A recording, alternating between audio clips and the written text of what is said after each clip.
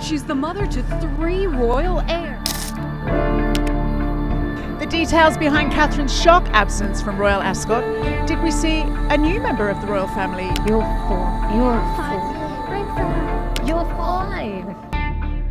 Her whispered words changed everything. Behind palace walls, Princess Catherine cradled her secret newborn and made a confession that would shatter royal protocol forever. Where did Catherine go? Picture this. The grand ballrooms of Buckingham Palace, once alive with Catherine's radiant energy, suddenly fell hollow, empty, like a theater after the star has left the stage. It started so quietly you might have missed it. January 2025. A charity gala here, a school visit there. Events that would normally showcase our beloved princess were mysteriously absent one key ingredient. Catherine herself, the woman who had breathed fresh life into the monarchy, was disappearing before our very eyes. Think about it.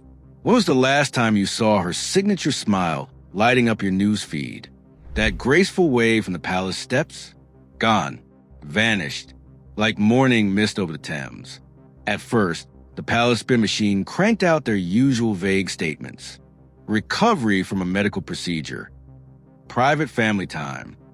The kind of diplomatic non-answers that had worked for decades. But something was different this time.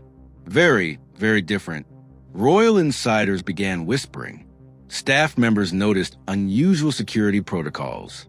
Medical professionals were seen entering private palace entrances at odd hours. The puzzle pieces were there, but nobody could see the full picture. Here's what the public didn't know.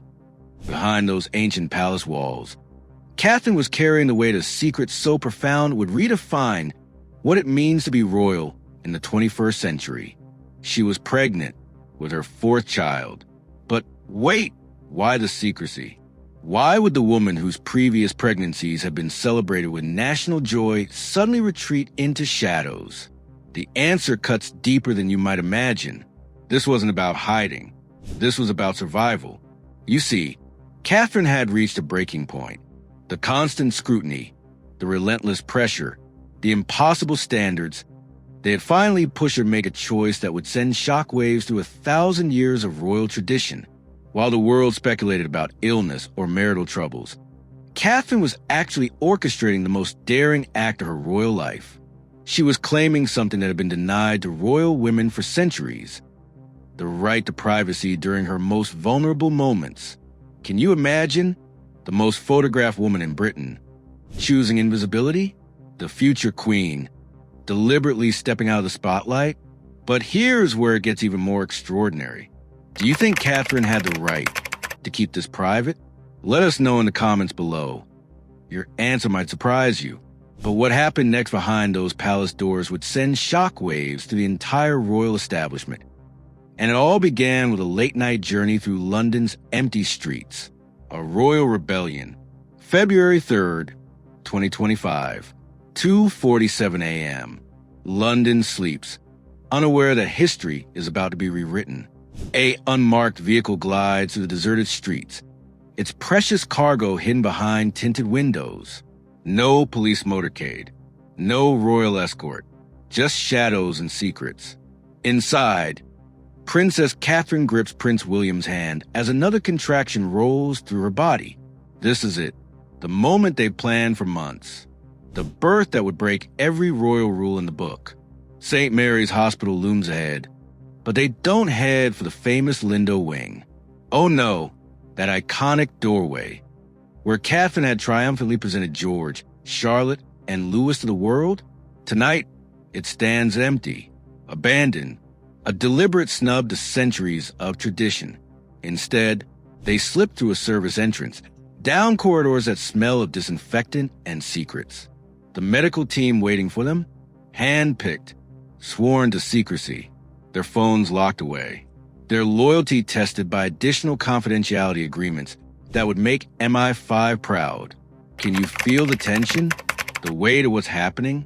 This is rebellion wrapped in hospital gowns. Revolution delivered in whispers. As Catherine labors, bringing new life into the world, she's also killing something else. The ancient expectation that royal bodies belong to the public. That royal pain must be performed. That royal joy must be shared on demand. William paces. He knows what they're doing. He's seen what the spotlight did to his mother. He won't. He can't. Let history repeat itself. 3:42 a.m. A cry pierces the silence. Not the cry announced by cannon fire or church bells, but a private cry, a secret cry, a cry that belongs only to the three people in that room. Catherine holds her fourth child, exhausted, triumphant, terrified, because now comes the hard part. Now she has to find the strength to voice the truth that's been burning inside her for years.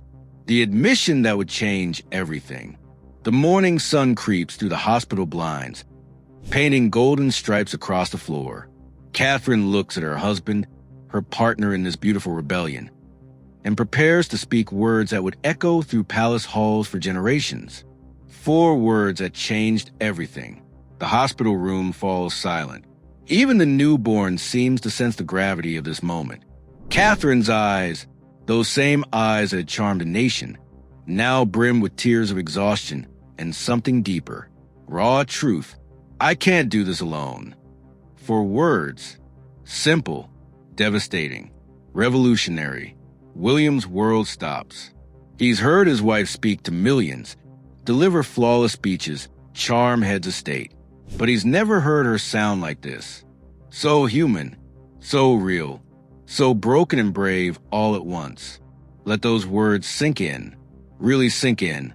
This isn't just postpartum exhaustion talking. This is years of pressure, finally finding a voice. This is every forced smile, every perfect appearance, every moment she wanted to scream but couldn't, all condensed into one heart-stopping confession. I can't do this alone. Think about what she's really saying. The late-night feedings while preparing for state dinners. The school-run sandwich between diplomatic meetings. The constant judgment. The comparing to Diana. The impossible expectation to be mother, princess, fashion icon, charity patron, perfect wife, and future queen. All while making it look effortless. She's saying what every overwhelmed parent has thought but royal protocol has never allowed. This is too much. I need help. I need to be human. William pulls her close. In this moment, he's not the future king. He's just a husband watching his wife crack, under pressure no human should bear. You're not alone, he whispers. Never again. But here's what makes this moment truly revolutionary. They both know this confession can't stay in this room. It's too big, too important, too true. The palace machinery that has crushed so many royal women before, that turned Diana into a tragedy, that drove Meghan to flee, that has demanded perfect performance for centuries, that machinery needs to be confronted. And Catherine, cradling her secret fourth child, has just fired the first shot. A trusted aide who was present later described the scene. It was like watching someone finally take off a mask they'd worn for so long, they'd forgotten their own face. Raw, powerful, absolutely necessary. The confession would soon leak. Of course it would. Secrets this seismic don't stay buried in palaces built on gossip and intrigue. But first, Catherine and William had to face the family. And that confrontation, it would make their hospital rebellion look like a tea party. When tradition meets truth, 3 days later, Buckingham Palace, the blue drawing room where royal dramas have played out for centuries, becomes a battlefield. Picture the scene, gilded mirrors reflecting tense faces, priceless art witnessing a priceless moment of truth, the old guard versus the new generation, with the future of the monarchy hanging in the balance. King Charles, still fragile from his hell battles, sits at the head of the table, his face unreadable, a king caught between duty and compassion. Queen Camilla's perfectly manicured fingers tap against the mahogany. She spent decades following every rule, swallowing every criticism, earning her crown through sheer endurance. And now, her daughter-in-law has just thrown the rulebook out the palace window. Unprecedented. Princess Anne's voice cuts through the tension like a blade. Absolutely unprecedented. She's not wrong. No royal baby had ever been born in such secrecy. No future queen had ever dared to claim privacy over protocol. William stands. Every inch the protective husband and father. Times have changed, and the world has changed. We can't keep pretending it's 1952. But the people have a right. Someone starts.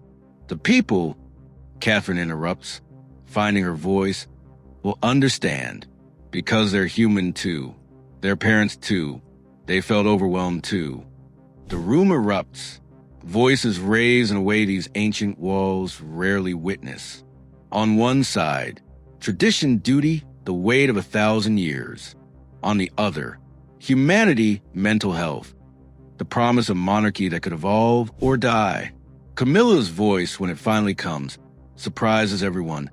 I followed every rule, gave up everything, endured decades of hatred.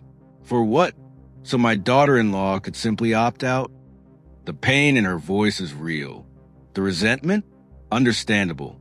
But then something extraordinary happens. Charles speaks. Perhaps, the king says slowly, Catherine isn't opting out. Perhaps she's opting in. To a different way. A better way. He looks at his wife, his sister, his son. We've lost too many people to the old way. My first wife, my son Harry. How many more must we sacrifice to tradition? The room falls silent, because everyone knows he's right. The body count of royal casualties is too high. Diana, Margaret, Harry, and Meghan. The list of those crushed by the crown's weight grows longer each generation. Catherine's confession, her secret pregnancy, her private birth, her desperate truth, isn't betrayal. It's evolution. But evolution is never painless. And the battle for the soul of the monarchy has only just begun. The forgotten precedent, deep beneath Buckingham Palace, in archives that smell of centuries and secrets, a discovery changes everything. Royal historian Dr. Margaret Whitfield's hands tremble as she holds a document, dated 1917, signed by King George V himself. A protocol so explosive it had been buried for over a century, the familial privacy provision. Hidden in bureaucratic language lies a bombshell. During times of personal or familial distress, members of the royal family could invoke a right to privacy for matters of delicate nature. Think about what this means. Catherine hasn't broken protocol. She's followed it. Ancient, forgotten, but legitimate protocol. The document tells a story that sounds hauntingly familiar.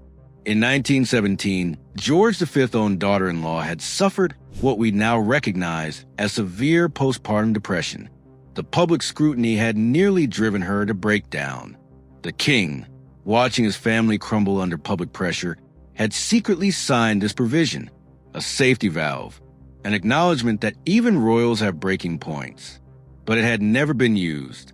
Until now, Dr. Whitfield's research reveals more. Letter after letter from royal women throughout history, pleading for privacy during pregnancies and births. The Queen Mother in 1930. The constant watching makes one feel like an animal in a zoo. Princess Margaret in 1961. Can a mother not hold her child without the world's judgment? Each plea ignored. Each woman told to smile and wave.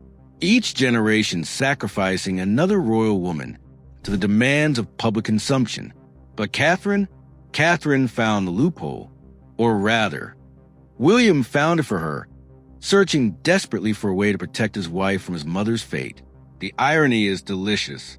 The monarchy, so obsessed with tradition, undone by its own ancient rules. When the palace legal team reviews a provision, they reach an uncomfortable conclusion. Catherine and William are completely within their rights.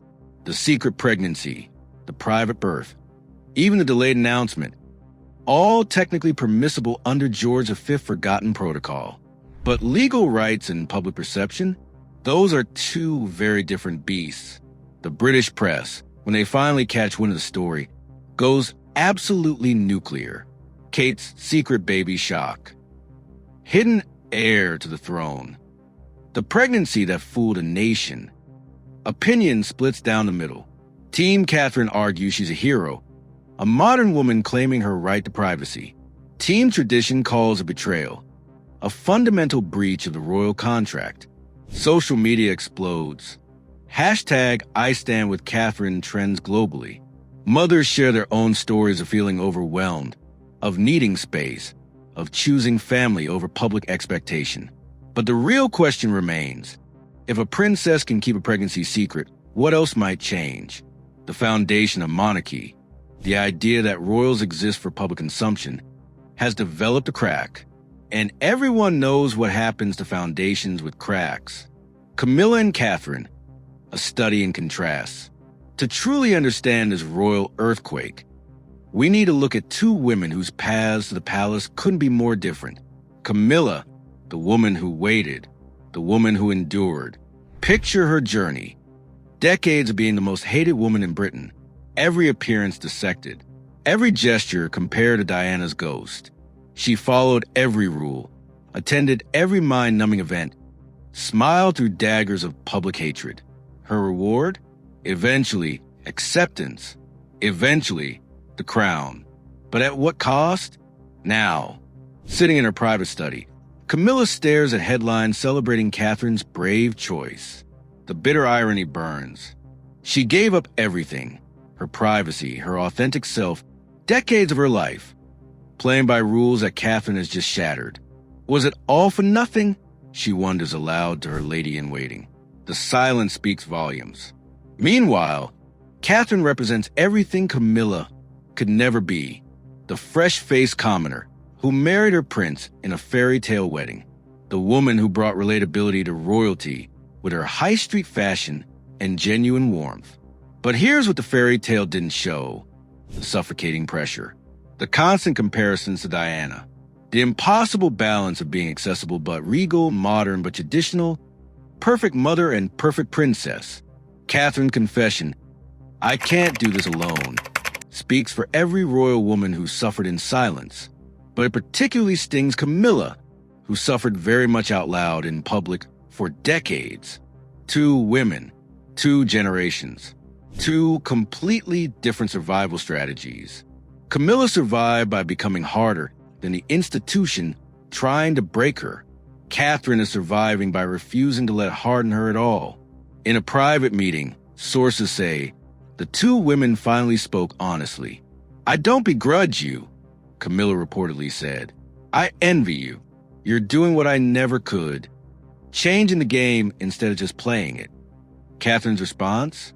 "You paved the way. Your suffering made my honesty possible." Both women, in their own ways, are revolutionaries. Camilla proved a monarchy could accept the unacceptable. Catherine is proving it can evolve beyond acceptance to actual change. But revolution is messy, and the palace was about to learn just how messy things to get the new royal order. June 2025. Shrooping the color. The monarchy's grandest display of tradition and power. But this year, everything has changed. Watch closely as the royal family emerges onto the Buckingham Palace balcony. The choreography looks the same, but the energy? Completely transformed. Catherine steps out, and the crowd's roar is deafening. She looks different, not just the styling or the designer dress. Something deeper. She's glowing with the radical power of authenticity. William stands closer to her than protocol traditionally allows. His hand brushes hers. A tiny gesture that speaks volumes. We're in this together. The days of royal couples standing at rigid attention? Over. But it's the absences that scream loudest. No presentation of the new baby. No posed photographs. The fourth child remains Catherine and William's secret to share when and if they choose. King Charles, despite his own health battles, makes a point of engaging Catherine in animated conversation on the balcony. A public display of support that doesn't go unnoticed. Even Camilla, after weeks of reported tension, places a gentle hand on Catherine's arm. The photographers go wild. That single touch, reconciliation, understanding, perhaps even admiration, becomes the most analyzed image of the year. Behind palace walls, the revolution continues. New policies are being drafted with Catherine's direct input. Flexible scheduling for royal parents. Mental health support as standard, not exception. Privacy provisions for family matters. Recognition that saying no to engagements isn't failure, it's self-care. Catherine returns to public duties, but on her terms. She speaks differently now. Gone are the perfectly scripted platitudes. In their place, raw honesty. At a mental health charity event, she admits, I've struggled as a mother, as a public figure, as a human being. And that's okay. It's okay to not be okay. The crowd doesn't just applaud. They weep, they cheer. They see themselves in their future queen for the first time. Young mothers line up not for photos, but to share their own stories. Catherine listens, really listens, offering hugs instead of handshakes, tissues instead of small talk. The monarchy's transformation isn't complete. May never be complete, but the direction is clear. More human, more honest, more sustainable. William and Catherine are raising their 4 children with a revolutionary idea. They can choose their level of public service. They can have private lives. They can be royal and real. The 4th child, still unseen by the public, has already changed more than any royal baby before them. Their very existence proves that the monarchy can evolve, can choose humanity over history. But questions remain. Big questions. Uncomfortable questions. As we stand at this crossroads of royal history, watching an ancient institution grapple with modern reality, one can't help but wonder, what would Diana think?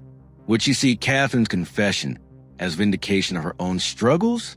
Would she recognize in those 4 words, I can't do this alone, the cry for help she was never allowed to voice? Diana fought for authenticity in an institution built on performance. She lost that battle, but perhaps she's winning the war through her daughter-in-law. The transformation Catherine has sparked goes beyond one family. It asks fundamental questions of us all. How much privacy should public figures sacrifice?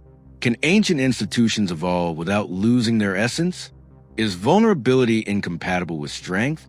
The palace walls that once imprisoned are becoming windows.